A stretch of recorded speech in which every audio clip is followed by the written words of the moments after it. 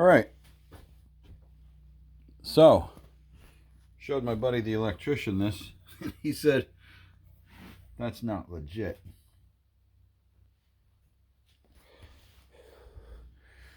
I wanted to try to use these clips, but for major connections like this, he said definitely groom that up nice, put a big wire clamp on it, twist those wires together. Don't use these plastic clips like this, because any place where there's a short or not a great connection in there could generate heat. And we're going to get this into a metal box in case this massive bird's nest generates heat. At least it's in a metal box and it just runs lights. That's it.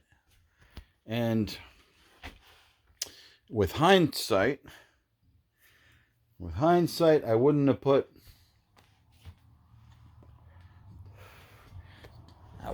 a 1500 watt, I don't know, it's 12 or 1500 watt heater on here, because that blows the fuse when this dude is on.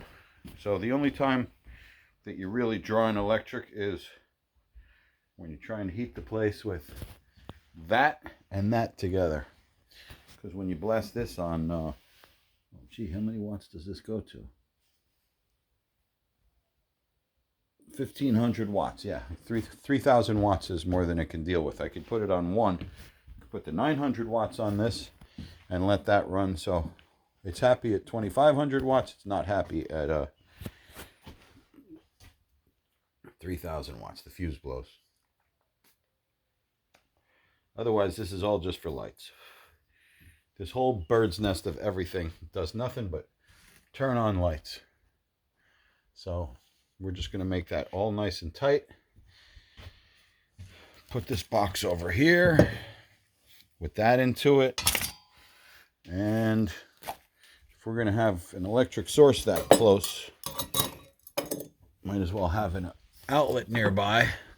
Put that dude up above it for an outlet just because.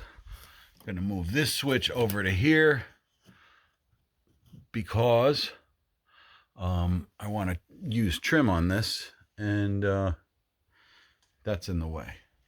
This thing here that they were calling some type of makeshift fuse box, that just never made sense anyways, because even when you turned it off, there were still things on. The main fuse box is out on the pole.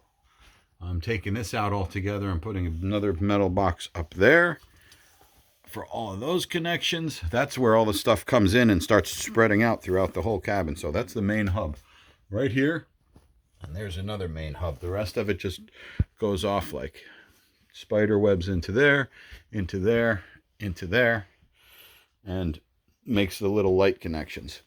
So my project for this weekend is to clean up this mess so I could throw the breaker back on again. It's a nice, well-lit day. And grass is growing like crazy. Most folks hate dandelions. I love dandelions.